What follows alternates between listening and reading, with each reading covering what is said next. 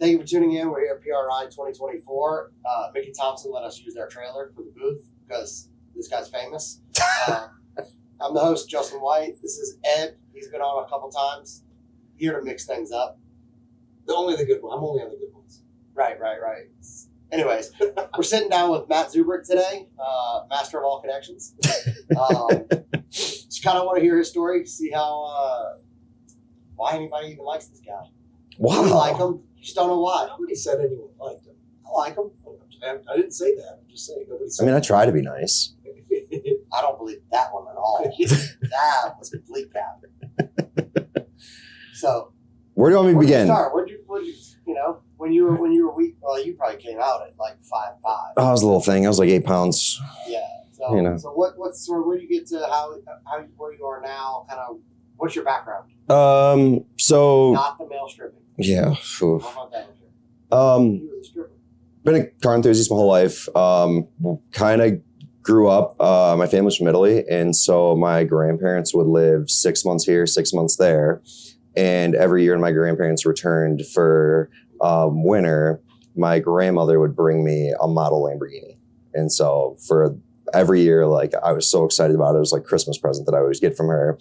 And so that kind of got the thing started for just growing into a car enthusiast. Did not go to school for anything related to cars. I was a pre-med major.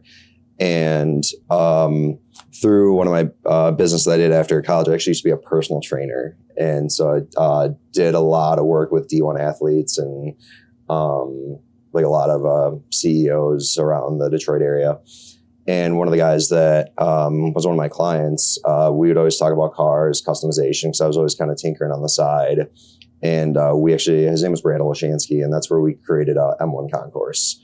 And so people thought we were absolutely crazy. We took an old defunct General Motors site that was 84 acres, and we built a 1.5 mile track, 200 plus garages, and really built kind of a unique thing to the Metro Detroit area. And it was something like when we brought it out and started bringing out the idea, people thought we were absolutely insane, like this guy. Yeah, not that you asked, but I'll tell you anyway. The way that Matt and I originally met was I was partners at a dealership in the Detroit Motor Mall, and he and Brad came in. My then business partner knew Brad, and Brad was just pitching anybody with any money on the idea of pre-buying a condo. Now, mind you, Pontiac, Michigan at that point, we used to street race on wide track across the street from the Pontiac Police Department. And the cops that were on duty would back in and watch us because we were literally the lowest risk lawbreakers in the city at that point. What's Detroit? But this is so Pontiac. It's all No. Oh, Pontiac was almost like how do I say it? It didn't have as much class in the ghetto as Detroit did, or something. It was just, Pontiac was built around the automotive industry. In a way. Yeah, I think it's a certain point. There was like 27 plants throughout Pontiac. I believe, I forgot the exact history. Yeah.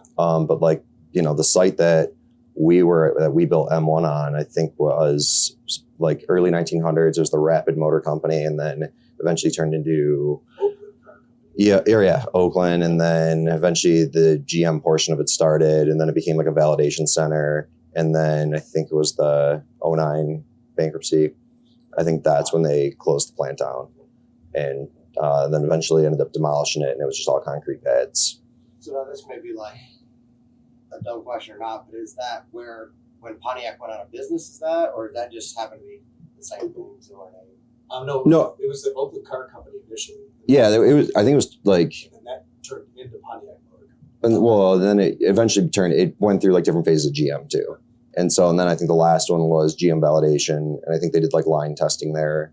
Don't exactly remember, but I'm pretty sure that's what they did there.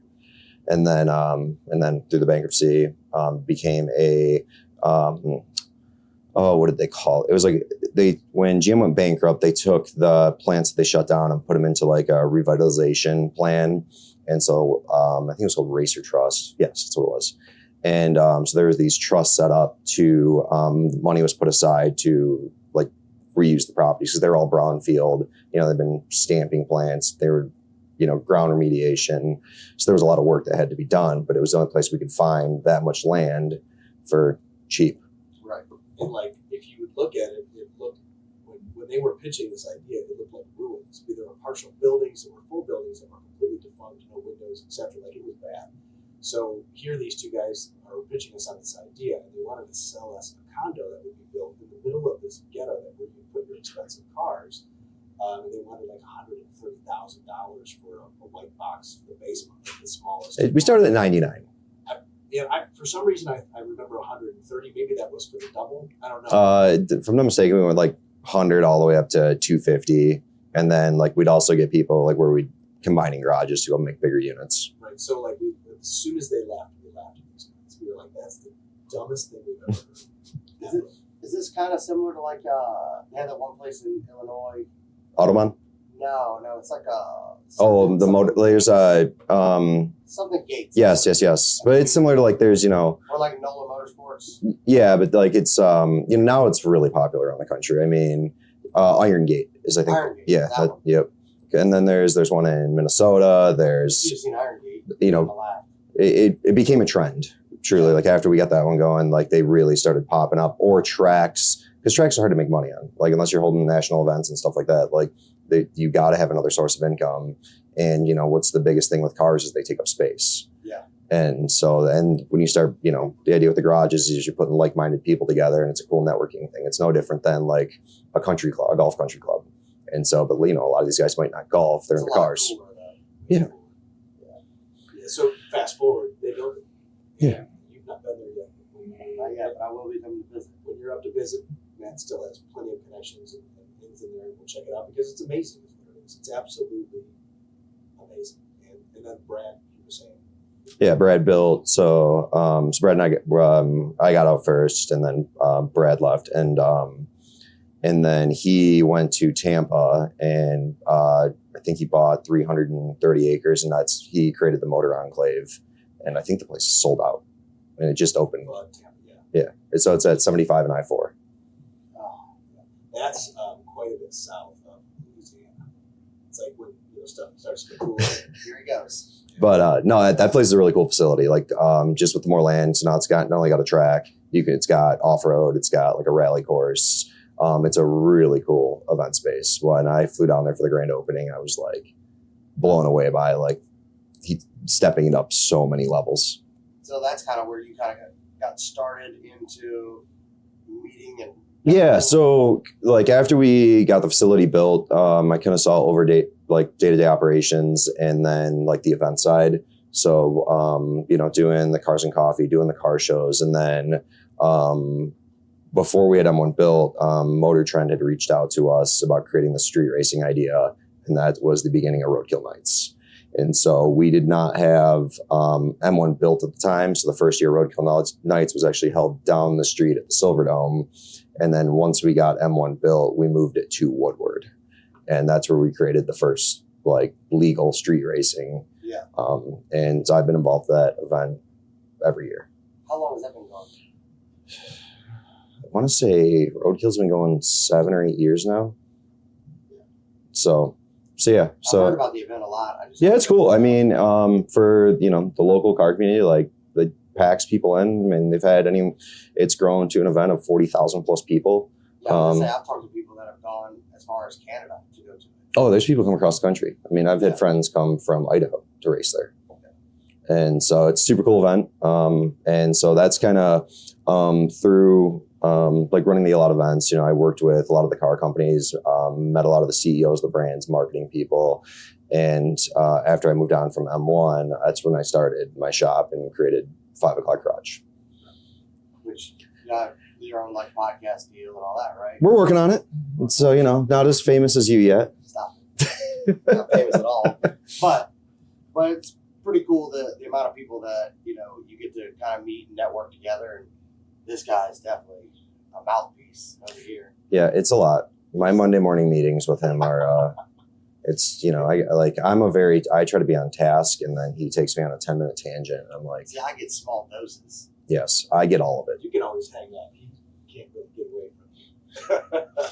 So what what kind of things do you have in the pipeline? Like, what are you working on? I know you've got quite a few vehicles that you want to talk about. I got a few projects. So kind of going back to like what our shop is. So 5 O'Clock Garage, we're kind of, I would say we have 3 different arms. So we are a print and graphics manufacturer. So we do the licensed graphics for Jeep, Dodge, Ram, Mopar. And then we also do a lot of the show vehicles for the OEM. So I do quite a bit of work with Stellantis and their design department for concept vehicles, for SEMA, for Easter Jeep Safari. I do quite a bit of work with Ford. And then we have, anything from vehicle graphics all the way to full production stickers. Through that, when I was in my previous building, kind of kicking everything off, once I got the program going, it took me 3 years to get my contract with Jeep. Yeah, it was a lot. It was a stressful time in my life. Just because I had this plan together and didn't have a shop or anything to do with it. And it all came together, but it was just a long time. And now we've progressed into our new place. But one of the unique things was I've always been a Jeep enthusiast. And I had one of my Jeeps at my shop, and we were working with Mark Allen, who was the head of Jeep design at the time. He came by my shop, and I was running some test graphics for them. And he's like, "Wait, you can build Jeeps too?" And I was like, "Yeah." And we actually did the 20th anniversary 392 Wrangler Easter Jeep Safari concept. And once we knocked that out of the park, What year was that? That would have been 22, 21? Because, we're 4 years old now. It would have been, I think, a year. I think it would have been 22, I believe. And after we did that, knocked it out of the park, we've been involved with almost every SEMA project with all the brands and events with them. So there we do a lot of show vehicles, commercial vehicles, marketing vehicles, and it's kind of turned into a really unique business. I really like the B2B business. And through that, that's kind of where, once we got into doing the whole SEMA world, that's kind of where Ed and I connected again with, we were working with Christina Roki. She was a friend of mine, and she was doing a project with him. And we both kind of helped her out that project. Well, actually, let me get up there as well. So Christina was tapped by Nissan to put a Nissan Frontier together 5 or 6 weeks before SEMA started. This is the wide one. Yeah. Wide's an understatement. It was real wide. Hey man, you're gonna do it. Go big, go home. So I'm not going to discuss the technology that I used in order to create the. That's probably good. Yeah. However, what I will say, It did come in a can. both pressurized and one that had a catalyst that you had to have to. Anyway, so I put this thing together and it was cool, but it needed something because there were a lot of things I couldn't do just because of time limitations and really budget limitations. I think they gave me $8,000 to make a show vehicle. So that's about half of what you need. That's a third. The one that was there this year probably had 30 grand into it, and they copied some. Probably had a lot more. Yeah, maybe more, but they They stole Ed's idea. They did steal a lot of my ideas. But anyway, what I will say is that it was okay, and then I took it to Matt's shop, and he did a design, a wrap design on it, and saved the whole thing because when they got done with it, it was a show vehicle. It looked amazing. It looked so much better than it should have. And then the cool part was, I went there, I dropped this stuff off, and we're kind of looking at Matt to get the thing wrapped and done. And I looked around the shop, and there's 7 Jeeps that need to get finished. And he hadn't slept in a long time. And felt bad, and I'm like, hey man, is there something? Can I do something on this? He's like, yeah, you can put a lift kit on it. I've never done that before, but I'll give it a shot. I'm like, you know what you're doing? He's like, yeah. I'm like, cool. So I just went over and started doing that, and that kind of led into this. The SEMA Crunch. Yeah. Yeah, so that's kind of when everything kind of kick-started. And then, when I moved into my old shop, the second we started adding equipment, we were out of it. I was in 4,000 square feet, and it just wasn't enough. And especially with doing not only the printing, but the vehicle builds. And so I, over the last, probably was a year and a half ago, we started talking more about if we combine forces, it would make more sense, and then move into a larger facility. Just because the end of my lease was coming up, and my equipment's not easy to move, and so a friend of his had shown me our new building, and we had money together in 2 weeks. Seven figures in 2 weeks. And buy it.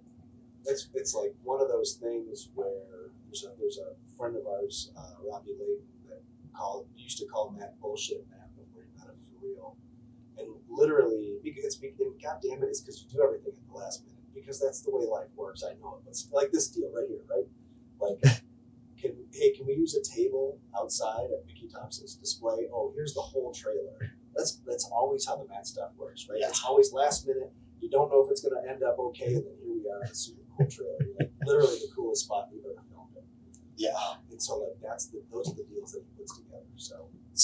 So kind of when I started doing like, the deals side of it, when I started working with the Jeep, became really good friends with like a lot of the marketing folks over there, and they were bringing back kind of like the build programs for companies to build SEMA vehicles, and I've been doing SEMA vehicles with Jeep for the last 4 years now, and it's been, I've learned, because I was fresh to this, learning how to write marketing decks, learning how to do pitch decks, learning how to pitch companies.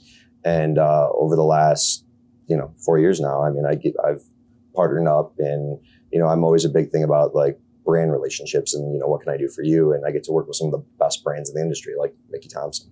Yeah. So it was cool. It was a dream of mine to work with this company because, one, I love off-roading, but two, I like drag racing. And so, and I've got Mickey's on all my cars. And so it's super cool. I would say like I've been more from like the customization side, not like you guys. Like, you guys are like the tuners, the engine builders.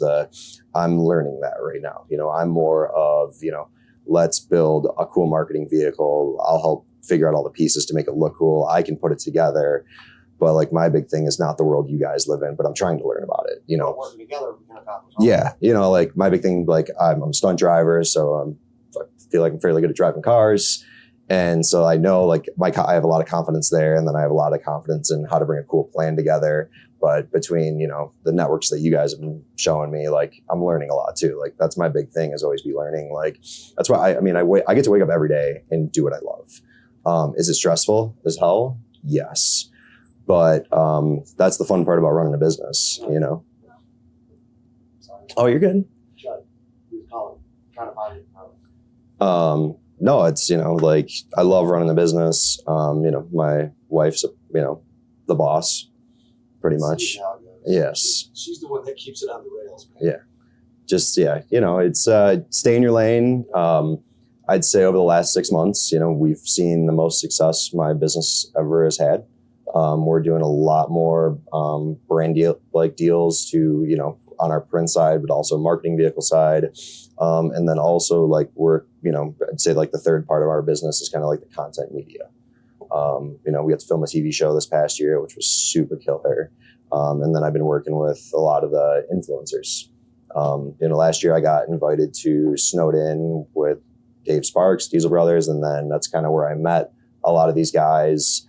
We hit it off with Dave, and it's been amazing ever since. Like we're going back again this year. I'm helping that. Like I try to help those guys with stuff, and they're gonna help grow like our media side.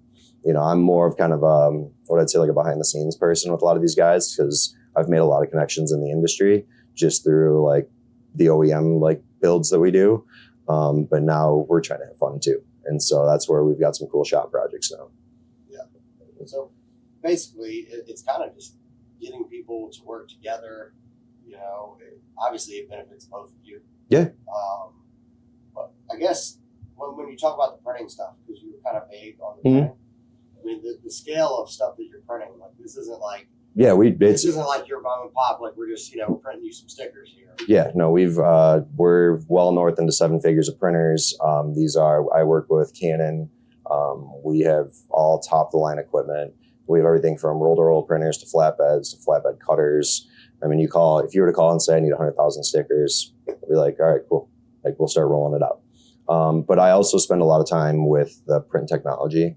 So I do a ton of research on printers, and like I've worked with, like when I saw kind of some of the tech that was coming out years back, I reached out to Canon and I was like, I think I have a different use for your printers. and I sent them like a design. They came back and they built me a 3D printed file. And so over the last few years, I brought out the 3D printed kind of ink, so where we can create like wood grains, we can create metal looks, we can fake a lot of cool materials. Wait, clarify that? So printers today have come a long ways. So like a 3D printer for, like a polymer or plastic, how it stacks material, I can do that with ink. So I can create like depth into prints. So like I have wood grain, I've got metal, I've got like a stone finish. Like so Allie, who's my rock star designer, we'll take like vector, like high res images, and we'll put them through a program, and then we can actually set depths to the files to build up the ink and create like a fake look. And like if you were, if it was on this wall right here, you would think it's wood or think it's metal. It's not.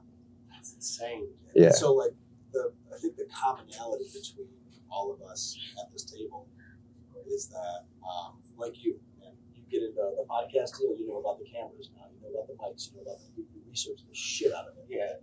Same thing with It's crazy how these little niche industries have so much. Yeah. But there's so much in there that you don't know until you start getting in that Yeah. space. So we get super obsessed over things. Matt's the same way with his printing deal. I just never knew any of it. It's like super interesting to me. I don't know shit about it, but like he goes through and looks at aspects that I wouldn't even think of. Yeah, I'm always testing materials, ways to print, new ideas. Now we've gotten into printers to where, I can put like different finishes on it. So I can print matte and gloss at the same time. I can print matte, gloss, texture at the same time. On the same piece? Yeah, so it's all one print. So we have printers to where it'll change the way the ink cures through a UV light. And so as it's almost like it's printing in two passes, but it's happening at the same time. So one finish will be gloss, and then a little bit further down, you'll see a matte finish too. So it's super cool. And then we've gotten into stuff where I've like printed like backsplashes. I've printed showers. Like I'm always playing with different materials. I was going to say, that'd be like an easy way to, and this is on like a vinyl.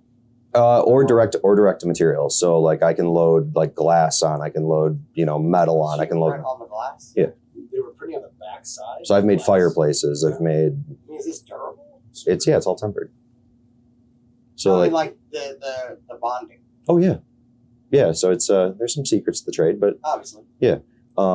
It's all scratch resistant. There's a home builder that was like they were mass printing the backsplashes for it. They were just installing it in the kitchens. Yes. That's pretty cool. Yeah, and then I just upgraded all my printers, and I'm looking at bringing all that back. It's just over the last, I would say, 6 to 8 months, we've been doing so much OEM work that and then the other thing is always building the right staff. Like, it takes time to, run everything or get everyone up to date on how to print stuff. And then the other thing too, with any small business, is how do you market this? Right. The cool part with like my graphics business is because I'm partnered with the OEMs, they help us with marketing efforts.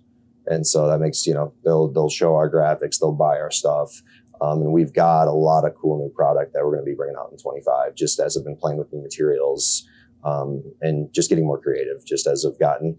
The big thing has been like getting to the right equipment. And so now that I've gone to some mass production equipment where our system's almost fully automated. And so it makes life easy to where we can, I can bring on a bunch more vendors and get more creative. Yeah. So before we leave, you have to check out the current Mickey Thompson stickers, and then you have to check out. I made some sweet samples. The difference, like you would look at a Mickey Thompson sticker, and you're like, that's cool. Then you look at what he gave them, and like it still blows my mind. It's amazing. Yeah. So yeah, love printing, love getting creative. And then, from there, like I try to transition to like the designs or anything we do into our car builds. And that's where the car build side starts. And that's where, with kind of the group that we've, teamed up with over the last, I'd say, year now. Yeah. Between you, Chud, Nick, me, the guys, everyone at our shop, we're building some cool stuff. And it's fun to, one, that we have a really cool facility to do it in now, to where we've got room to do vehicles. We've got a lot of partnerships now. Like we're all working towards the same goal to, I want everyone to succeed. Like if we all can work together and win, like there's nothing better than watching everyone's like win, like succeed and grow more successful, because everyone's got a business too. And so, when we can all feed each other work or feed each other ideas, like it's a great ecosystem. Sky's the limit. Yeah. And we're looking for a new GM tutor, if you know anybody. The guy that I'm dealing with the house, I know a few guys, he's but kind of a prima donna, a little bit of a bitchy, Why am I not making your especially if it's stickers? like a long Yeah, hour. yeah, do you have stickers? Yeah. Do you have The stickers? fuck? I could use some new ones. I can help with that.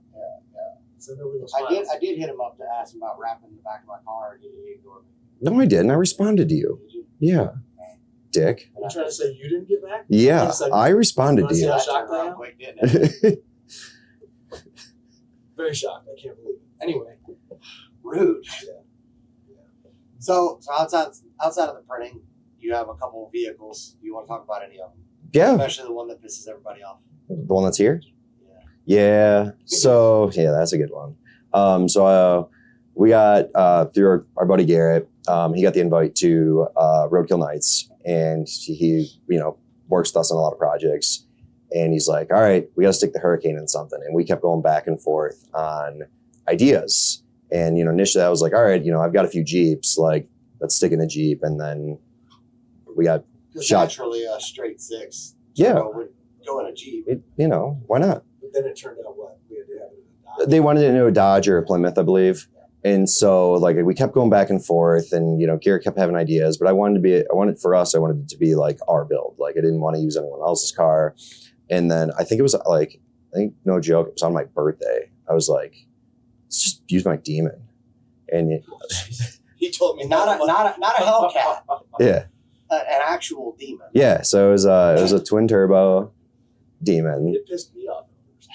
and like I called. It's still twin turbo. It is still twin turbo. So I called Garrett, and he's like, "Are you serious?" And I was like, "Yeah, like, who cares?" And then I let him, and he's like, The world cares. I know my brain hurt. "Yeah." He's like, "No, let's do something else." And I was like, "No, we're doing the Demon." Like, because I wanted to redo the turbo kit anyways, and so that's what we did. And like the best part was like once Garrett started posting it on social, like people are like, why are you using, why don't you use like a GT or whatever, like a cheap bullshit version? I was like, Because that would make too much sense. And Well, I'm mad. It's not a demon. well, yeah, well, listen, this car has got some good history. It's probably the most abused Demon in the world. It's been jumped. It's been on fire. It's been raced. It's been Jesus. driven. I've driven the piss out of it. Yeah. I've broken a lot of parts. I mean, the rear end's been blew up, drive shaft's been blew up, front end's been crashed. Like, it's, and so it was a great new platform to start. Because when the other cool part about this too was, I wasn't really like, I was like, well, I want to do it because I got my Demon 170. And so I was like, well, let's just put that in for now. And then, we'll let this car live its life. And then from there, we'll turn into like a full blown drag car. Like I now do want to truly like cage it. And then when we're done with the Hurricane, like I want to put, go back to a Hemi, jump through Hemi in it. But it was something like, I want to do something different. And so then once we got that, like, we rounded up all the troops and we're like, all right, what can we do to even piss people off or make this more ignorant? And Alex, Chud, he introduced us to HPT turbos and, talked to Elisa over there. And next thing you know, we got turbos coming. And, because of with the Hurricane, they're on the driver's side and they're kind of, mid-mounted on the side. We're like, let's just put them on the top. And so we ditched the hood of the Demon and then mocked him right up on top. And I think when we built this car in like a week. Yeah, it was a few days. Yeah. I remember him talking about it. So the lead designer on that was Chud, and he was like in a very serious tone and manner. He said, "We need to just make this look ignorant." Yeah. And then enter Mr. Franco. And and that's kind of like where we all really came together just as like a group. That it was super cool. And so, and honestly, like since like we built that car, like we've almost worked on every single project since then together. And that's kind of been the fun part of like, everyone took time out of their day. Like it wasn't like we were using work hours. Like we were doing this after work and, everyone pitching in. And it ended up being a really cool build. Like, when we debuted at Roadkill, like got all the eyes that we wanted, brought it to SEMA, and like people were, one, a lot of people didn't know what it was. just because, that motor, the crate motor is not fully out yet. It's just in the cars currently. But two, just how wild it looked. I mean, when you have no hood and the turbo's like literally blocking how you drive, it's different. Great choice. Yeah. And I mean, here at the show, it's doing awesome. I mean, it's the only, I think, Hurricane powered vehicle here. But we're getting a lot of questions, and it's awesome to see, especially at this show, seeing so many people interested in the platform. Where the Hurricane's going to go, we don't know yet, but we're excited to kind of get into more of the, what we can do on the tuning side, performance side, and, see what the car will make. It made good power. Like, is it anything like crazy impressive like what you guys are used to? No, but like it's a starting point, and it's a great conversation starter, but it also gets people to, start getting interested into a new platform. It's just like I've been telling people, you've driven my Grand Wagoneer, and it's amazing. It tows really, the engine's good. Were there issues when it came out? Sure. But what engine platform doesn't worry about that? And then like over the last few weeks, Ram did the media drives for the RHO, and I did the one in Michigan. And then Robbie and Dave did the one out on the West Coast. And literally Robbie, when he was done, he's like, this truck is absolutely amazing. And I was like, I told you, you just have to drive it. And so it's going to be cool seeing, where we can take that platform, because I think there's a really good spot for it in the industry, the performance side. Yeah, straight sixes are nice, torquey. Yeah. My car sounds like not a Hemi. Yeah, my car sounds like a tractor. But with the RB, the 2J, there are some legendary straight sixes, and this and then obviously the BMW stuff, B58, S58, they're fully capable. And I'm super excited about being able to figure that thing out and maybe make some power with it. And have a domestic version. Right. Yeah. But it's been cool, when we, that car, over the last few, I'd say builds we've done on it, that's when I've been learning more about, the engine and tuning and, more products on the racing side. And then, same with, the Hurricane now. And so, I'd consider that project done for the time being until we can get into the tuning side of it, just because it's locked currently. But then we're now on to, my dream build. Which is? So, Dream build for Matt. Yeah, I know. Well, so when we pulled the engine out of the Demon, everyone's like, well, what are you doing with the engine? EV swap. No. So, the Demon engine is going in my Gladiator, but that makes more sense. Yes. I'm sure it's not like a lowered Gladiator or anything. No, it's The opposite. It's complete opposites on 40s, coilovers. It's because let's shove 800 horsepower to that. Well, is 800 enough? I don't know why I don't know why I said that. You missed a one in front of it. It's okay. Yeah, there's a one that's going to be going in front of it. Christ. Yeah. So, it was a little over probably a year ago. We were out in Colorado. I've been working with a buddy of mine, Steve. He owns a company called Hell Tracks. And so they're a snow track system that he's modified to fit on Jeeps. And I've been helping them to get to other brands, how to market it. And so we put a set of tracks on a Ram 2500. We were out in Steamboat driving in the mountains, having a blast. And me and some of my buddies were like, man, it'd be really cool if we built a twin turbo one. And here we are. So on our way down to PRI, we actually brought my Demon in, and then we left and we went over to see Chad over at DSR, Don Schumacher Racing. They are taking my Demon engine and making it into a 426. And so we are going to do a twin turbo 426 Gladiator with all the goodies to try to break a world record of fastest vehicle on snow on tracks. The goal is... That's a thing. It's going to be a thing. Current record. Yeah. That's what I was getting at. Yeah. So Steve, he's dreamed about wanting to see 100 miles an hour on snow. And I'm like, let's do it. It's like a nightmare. It's a lot of work. The whole Gladiator's gutted. It was a eco diesel that's out. And now we start the process of the build. So Ed luckily has an extra crate motor that we're going to drop in to start mock up so Franco can start on the turbos. And then we got to get to the cage. We're pretty much deleting the whole interior. The bed is all going to be for cooling and everything, just because we were trying to keep it as light as possible. What do you do for suspension on a vehicle with tracks? So I'm still going to run. Is that different than tires, kind of? Not really. Is it really heavy? Yeah, they're heavy, but so are 40-inch. They're unsprung.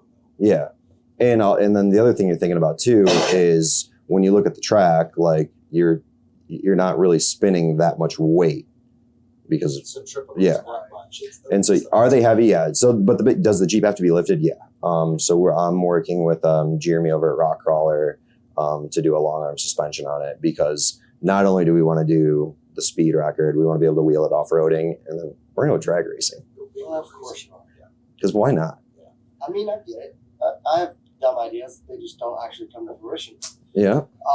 Now, is this like individual tracks? Or- Yeah. So it's so we're gonna figure the tracks. There's different versions of them now. So there's the double wide track, and now Steve has been working on a single wide track.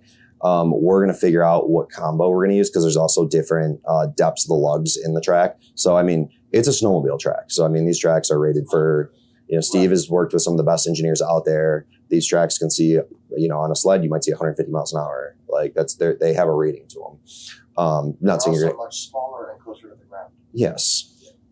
But, I've driven on these tracks the last few years. I've gotten to play on the mountains. I mean, when you can go and drive on 12, 15 feet of snow in a full-size vehicle, like it's incredible. I mean, up at 11, 12,000 feet driving through the mountains. Yeah, I know you don't like the cold. But yeah, it's something different. Like, I've always wanted to do, there's drag cars, there's off-roading stuff, but like, I want to do something that was just different that like no one's done before. How do you make a standout vehicle? This is going to be it. Well, yeah, I always tell people, unique is the most expensive word in the world. Yeah. Yeah. Do they make like a street version for the track? Like, could you put tracks in like to go to the drag strip? No, just because, like, if you look at like a snowmobile track, like the snow cools the tracks, and so it's almost like your lubrication for it. And so we've tested them in the sand, and so far so good. But I think that would just disintegrate everything in there. Though. it's probably hard on them. Yeah. Time, but so far so good. We did a Ram 2500 on tracks and brought it to the Silver Lake Sand Dunes and drove anywhere we wanted in the dunes. It was awesome. And through like the nastiest pond I've ever seen. It's when he drove that truck out of that pond, it was just still water. It smelled like some of the bathrooms here. Sorry, it smelled like the Penguin exhibit. Oh God, I smelled that just now when you said it. Yeah, see, I paint pictures with words. Did you go to? No, I don't want to. Anyway, sorry. Yeah, it's kind of our next big project. We made a lot of connections here at PRI. We kind of like the last piece of the puzzle we figured out today was the drop box. And it's so simple just because of the ratio of, it's almost like a 2-to-1 ratio for the speed we have to see from the, wheel speed to track speed. The track speeds are a 50% gear reduction. Yeah. So we have to make up for that somewhere, or else we have to make everything do 200 miles an hour. And that's where a drop box comes in. So the drop box is a super good idea. Which just multiplies the ratio, right? You can change it to Whatever you want. Right? Yeah, it was super cool. And so then the nice part, like with that, is when we go for testing, we can bring different gear sets out, and it's a super easy swap. So yeah, the other cool, there's a side cool part of this too. So this engine and transmission will eventually make their way back into the Demon, I'm sure. So this way we can do a divorce, probably, maybe. So we can drop. Not the drop. No, not the drop. Just the engine and the transmission. Well, no, I mean you might as well make it all-wheel drive. What are you waiting on? Maybe. Lifted all-wheel drive Demon. We wouldn't use this drop box to do so because it's just too heavy. But what I'm getting at is that the drop box is divorced from the transmission, so we can use a 2-wheel drive transmission. Yeah. So, And that's where we're going to use the transmission that was out of my Demon. So it's a 8HP 95. Yep. And we're working with Chris Miller over at Pure Driveline Solutions to do all the billet internals. What's in the Demon now? Transmission. It's a HP 75 that Pure did for us too. Okay. so that was one of the things. That's where the relationship started. And then they were super happy with all the media and marketing that we got for it. And I was like, Ed, can you reach out to him and see what, his thoughts are? And he's like, oh, I'm in. It sounds like a great idea. I called Chris and I'm like, hey man, I can put a whole deck together. I told him kind of the idea on this gladiator. He goes, I don't need a fucking deck. Just tell me what you need. Yeah. Like a pitch deck, like marketing deck, yeah. Things that I got to teach you how to do. Yeah. Right. Yeah. Look, I'm your student. Yeah. So, and that's been another kind of side of, I guess what I do now is that I help a lot of influencers or people that are kind of getting kicked off into the industry that, are working towards that, or, are great brand representatives, meet with companies because, like if, like something like Mickey Thompson, right? Like, one of my goals was to get to them, but also, how can I help represent your products? And so, like we're working on some cool programs with them. But I also, one of the things, like when I do like a build for Stellantis, like if we're doing a SEMA build, like I still have to write pitch decks. And so I started doing that a few years back. And then, I think I've kind of figured out the secret sauce, and I'm always happy to help people, like kind of one, how to put a proposal together. And, the big thing within this industry is, you want relationships. You want to be a brand representative. You don't want to I hate the word sponsorship.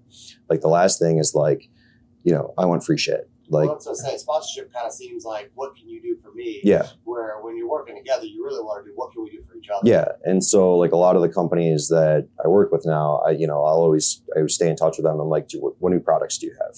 And so like last year at SEMA, like Rigid was bringing out a new 9-inch off-road light.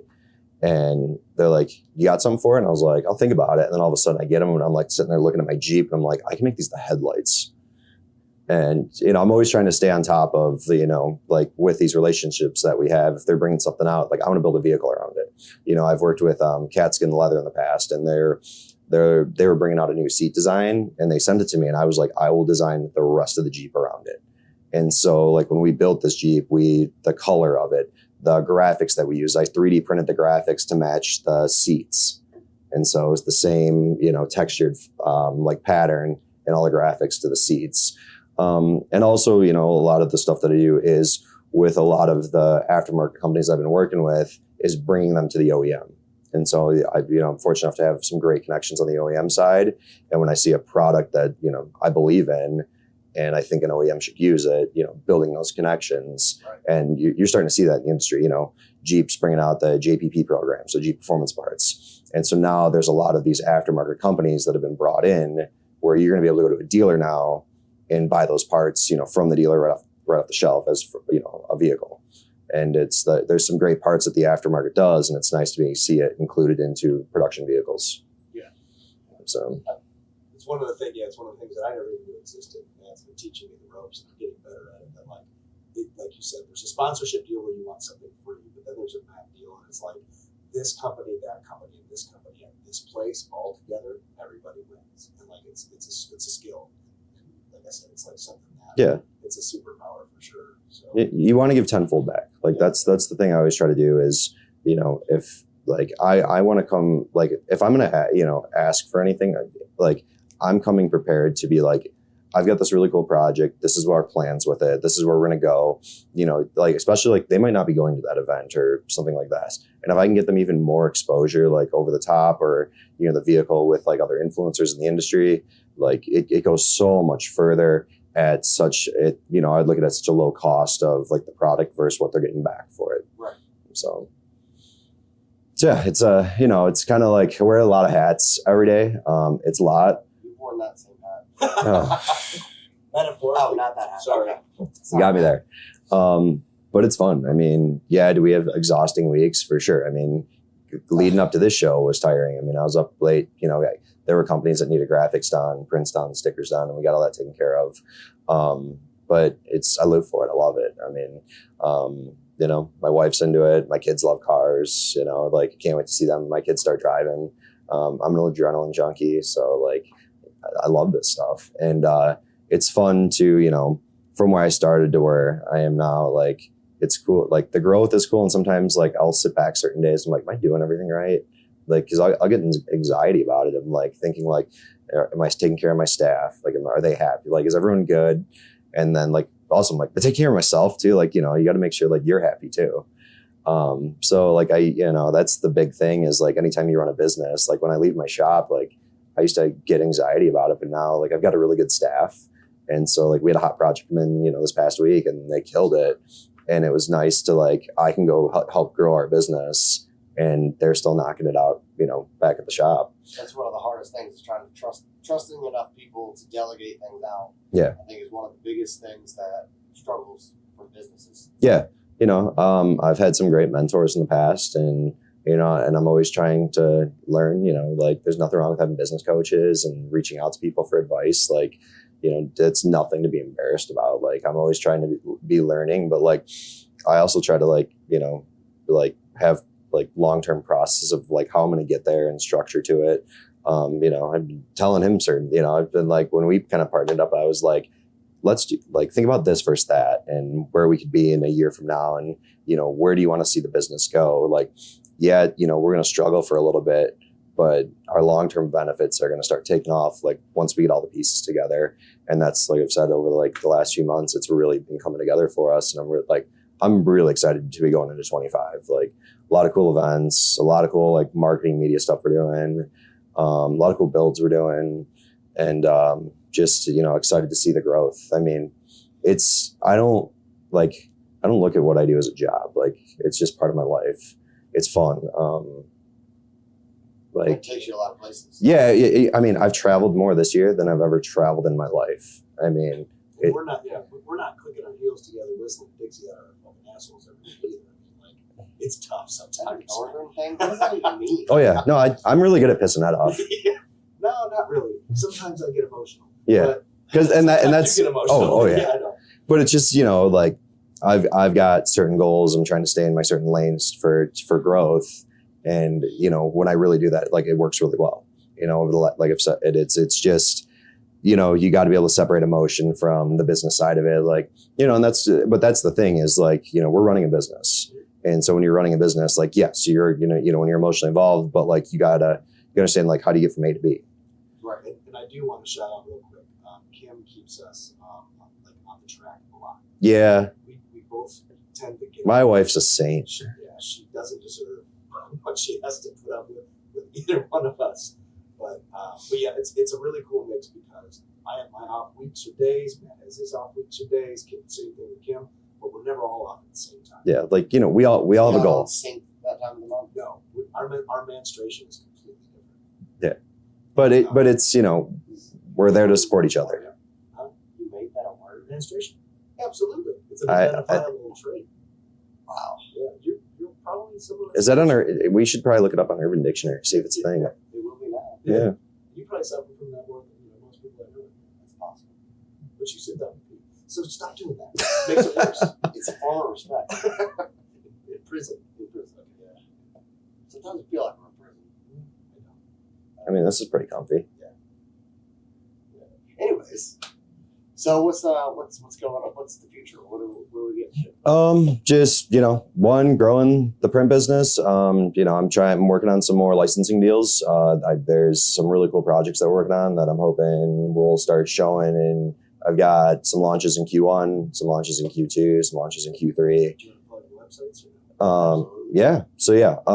So like for our Jeep side, it's jeepgraphicstudio.com. And then for the rest of the graphics that we're going to bring on, it's going to be 5 O'Clock Garage. We're working on developing actually a new site for that, to where it's going to house the rest of the graphics, brands, stickers, but also like our media side, build side.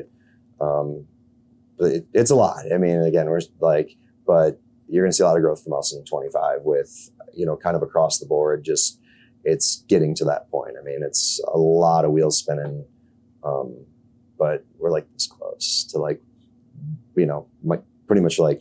I'll be signing your boobs next time. Oh no, it's, you know, it's just like it's just a lot of moving pieces, but it's also like building the processes to, you know, grow the business without running into issues. Well, building the team. Yes. You know, because I've seen outside looking in, and the way that you guys work together, other than y'all are all divas, y'all still work together pretty well. You are the most diva. Shit. That's pretty. Do you remember him down by the burnout pit about the razor? No. Oh, he was crying about this razor. Oh, razor, yeah. and he was like, "You could have just put that blade in the other one." And I'm like, "Calm down, I didn't do it." I didn't see it. Whatever. That was a stressful week. It was That week That sucked. was a stressful time. But Yes. y'all all handled it. Yes. And Dad came in and was like, Sometimes. "Everybody settle down. Again, I'm gonna handle it it." depends on who's going to play that role. It just happened to be my time. HR. Sometimes I'm HR, which is terrifying. But it seems like y'all work really well together. Yeah, I mean Sometimes that's the biggest thing with any like team. Like, you know, we're not what I'd say like as a normal business, normal hours. Like Normal we get a lot of requests from like the OEMs for last minute stuff, and it's like, you know, you're in and you're out. But like my big thing is like everyone that works for us, like you all got to click. Like, you know, there can't be like, you know, any like I don't know, bad blood arguing, anything like that. Like I will straight up like squash anything with anyone. Like let's do it, because you're never going to grow the right way if you don't do that. And we don't like it's not a yes man thing. We definitely don't see everything the same way every time, but it leads to discussion. Yeah, typically. It's just, you know, like I want my staff to be problem solvers, and so it's like I always tell them, I'm like, you know, don't bring me a problem, like, you know, a solution. Yeah, always bring the solution or at least an idea. Like, you know, like don't just like quit on it or like not try to think of an answer. Just because like, you know, as we grow, like I want my staff to grow with me and to grow into bigger roles and to grow into growing the business and think for themselves. Like, you know, like if I have to answer, you know, every question, I'm never going to like get to do my job. Which we need him doing his job because that leads to this. Right. Yeah. So no, it's gonna be a fun year. Excited for all the projects that we're going on. You know, we're working on all the events we're gonna be traveling to. We do have a lot of events for 25. Some of which we don't know about yet. I'm sorry. Yeah, I know a few of them. Sorry, love you. All right. Well, I appreciate it. Yeah, man, thanks. Thank you for I appreciate it. sitting Yeah, down with us. it's always fun hanging with you. Again, Ed. I'm in. Always a pleasure. So that's a wrap. Thank you for tuning in.